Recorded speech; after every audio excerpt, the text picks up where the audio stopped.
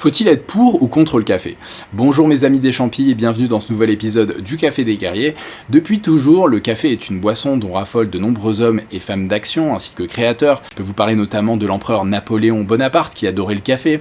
Il en consommait même parfois froid pour stimuler sa concentration et rester alerte. Je peux vous citer aussi la courtisane et maîtresse de Louis XV, Madame de Pompadour, qui était une grande amoureuse du café et qui a même fait de cette boisson une boisson à la mode à la cour. Je peux vous parler aussi du compositeur allemand Jean-Sébastien Bach qui adorait le café et qui a même écrit une cantate autour de cette boisson. Et enfin, je peux citer le grand écrivain français Honoré de Balzac qui adorait le café et qui, selon certaines anecdotes, pouvait en consommer jusqu'à 50 tasses par jour pour stimuler sa création littéraire. Depuis une quarantaine d'années, la communauté scientifique s'arrache les cheveux pour savoir si oui ou non le café est bon pour la santé. Et moi-même, je me suis posé la question quand j'ai créé le Café des Guerriers, puisque je suis un gros buveur de café. Depuis que j'ai 16 ans, je dois boire au minimum une tasse par jour. J'adore le goût du café, son odeur, ses effets. Ça me stimule, ça me donne envie d'agir, ça me motive. Et quand j'ai vu certains titres de journaux disant que le café était pas bon pour la santé, j'ai eu peur et j'ai voulu en savoir plus. Dans cette vidéo, j'ai voulu faire une synthèse de l'ensemble des découvertes que j'ai pu faire autour du café en épluchant l'état de la recherche scientifique pour vous dire si oui ou non cette boisson est bonne pour la santé et comment vous pouvez en bénéficier au maximum. C'est parti!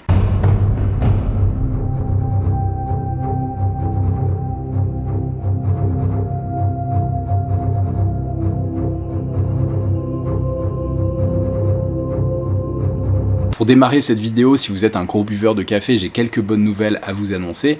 Récemment, de nombreuses études scientifiques sur les bienfaits du café pleuvent et j'en ai sélectionné deux que je considère particulièrement importantes. Cette étude de l'école de santé publique de Harvard affirme que 3 à 5 tasses de café par jour, caféiné ou décaféiné, pourraient suffire à réduire fortement le risque de décès par maladie cardiovasculaire, de maladies neurologiques ou même de diabète.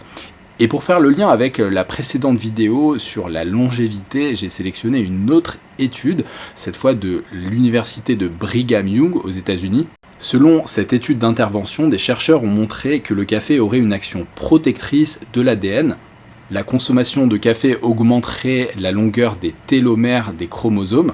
Par ce mécanisme, le café permettrait de prévenir le vieillissement cellulaire. Ces études scientifiques sur les bienfaits du café donnent des résultats très encourageants. Maintenant, vous vous demandez peut-être d'où viennent ces bienfaits, comment les expliquer, quel est l'ingrédient le plus important dans le café. Et vous allez voir, c'est peut-être pas ce que vous croyez, c'est pas la caféine. Alors bien sûr, la caféine va vous donner de l'énergie, elle va vous aider à être plus concentré. La caféine agit sur le rythme circadien, elle retarde la production de l'hormone du sommeil, la mélanine, ce qui vous tient plus éveillé. Par ailleurs, elle augmente la thermogénèse, elle accélère le métabolisme, ce qui vous aide à brûler des calories. C'est pour ça qu'on dit parfois que le café est un brûle-graisse, mais le plus important dans la composition du café viendrait de la présence de puissants antioxydants, des polyphénols.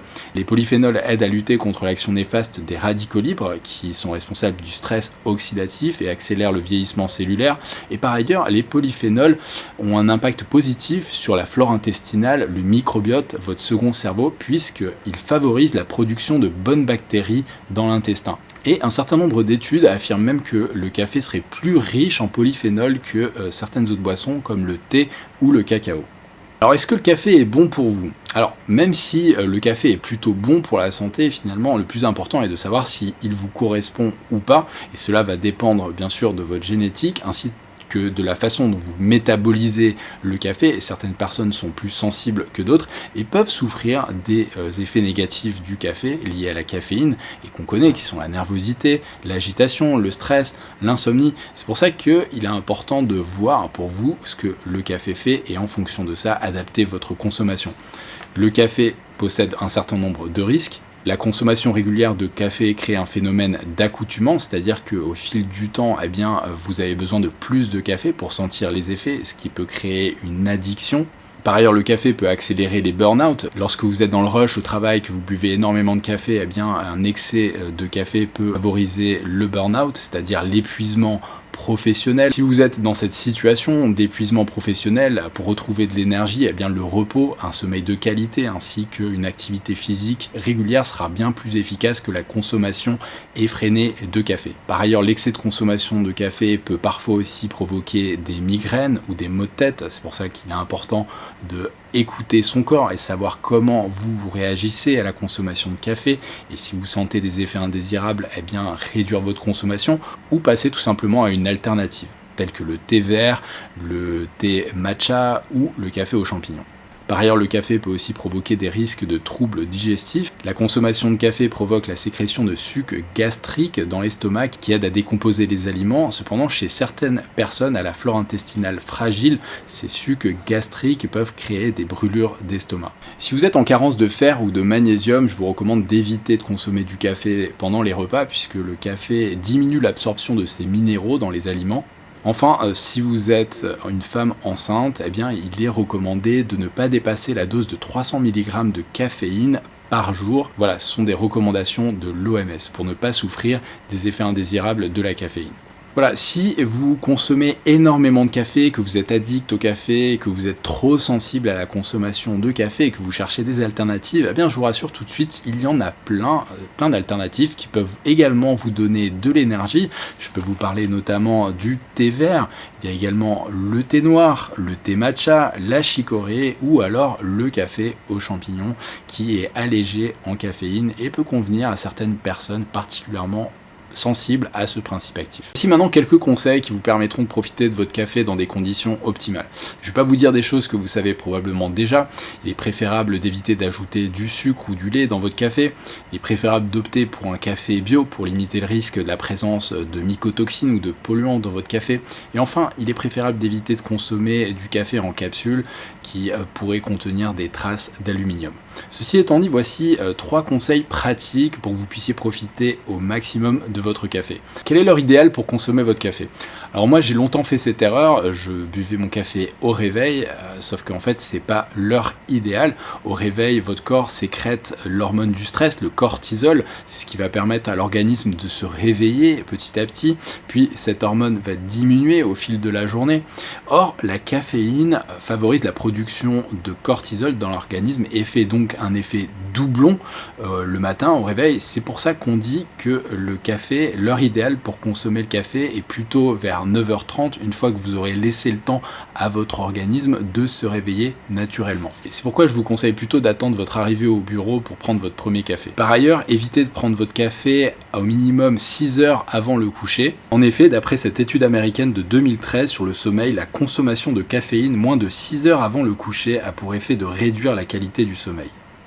Quelle est la quantité idéale de café à consommer par jour ? Alors déjà, pourquoi vouloir limiter sa consommation de café ? Eh bien, vous vous en doutez certainement, la consommation excessive de café peut provoquer un certain nombre d'effets indésirables que vous connaissez, nervosité, stress, agitation, insomnie, puisque la caféine favorise la production par les glandes surrénales d'adrénaline et de cortisol. La caféine peut ainsi causer des déséquilibres hormonaux. Alors du coup, quelle est la quantité idéale de café à consommer par jour ou à ne pas dépasser ? Eh bien, la réponse a été donnée par l'Agence européenne de sécurité des aliments. L'EFSA, dans cette étude, affirme que la quantité de caféine à ne pas dépasser par jour est de 400 mg, ce qui correspond à 2-3 expressos, 4 tasses de café filtre ou 5 cuillères de café instantané. Enfin, la troisième recommandation pour que vous puissiez profiter de votre café dans des conditions optimales est de ne jamais le boire brûlant. En effet, selon certaines études scientifiques, boire son café à une température supérieure à 60 degrés pourrait légèrement augmenter le risque de cancer de l'œsophage. Je vous rassure tout de suite, il y a peu de risques que vous buviez votre café à une température supérieure à 60 degrés. Cependant, voilà, je vous invite, quand vous buvez du café, à éviter de le boire trop chaud. Vous pouvez attendre un petit peu qu'il refroidisse, ou s'il est vraiment trop chaud, ajouter un petit peu d'eau pour faire descendre la température. Le café adaptogène. Comment profiter du café sans les effets indésirables de la caféine ? Eh bien, il y a une solution qui a été inventée dans l'univers de la nutrition qui s'appelle le café adaptogène ou le café aux plantes adaptogènes.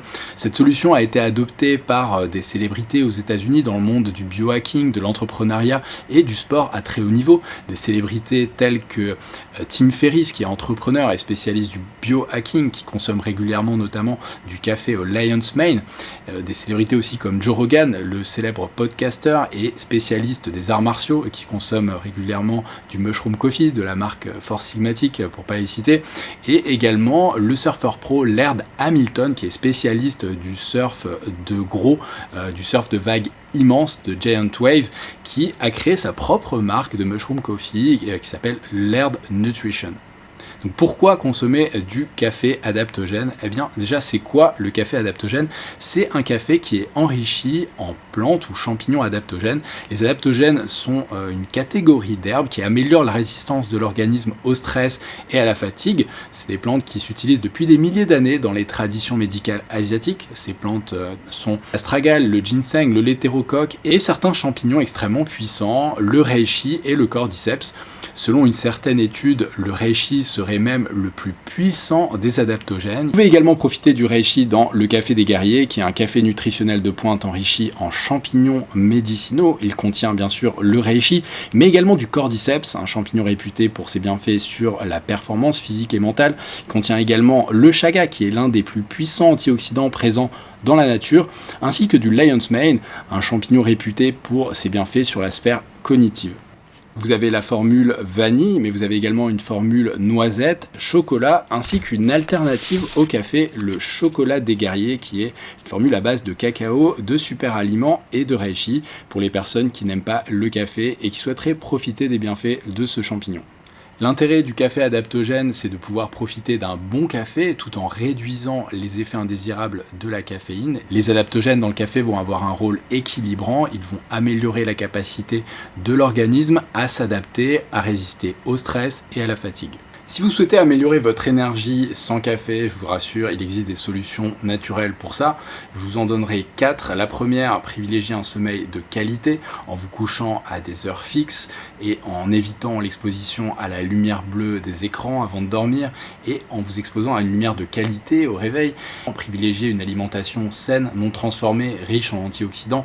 Troisièmement, faites une activité physique au minimum 3 fois par semaine à raison de 30 minutes par jour. Quatrièmement, je vous inviterai à faire une activité pour apprendre à gérer votre stress.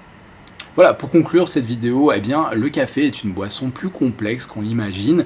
Il présente un certain nombre d'avantages pour la santé en raison de la présence dans sa composition de super antioxydants, les polyphénols, et il possède des effets indésirables liés à l'action de la caféine. C'est pour ça que pour profiter du café dans des conditions optimales pour la santé, eh bien, il convient de respecter un certain nombre de règles.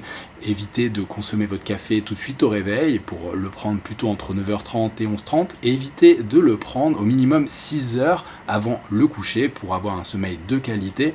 Évitez également de dépasser la dose de 400 mg de caféine par jour sous peine de subir les effets indésirables de la caféine. Et si vous cherchez une alternative au café pour éviter les effets indésirables de la caféine, eh bien vous pouvez essayer le café adaptogène. Le café aux plantes adaptogènes vous apporte les bénéfices du café sans les inconvénients de la caféine. Si vous avez la moindre question, je vous invite à me la poser en commentaire, je serai ravi de vous lire et de vous répondre. Et d'ici là, je vous dis à très bientôt pour une prochaine vidéo.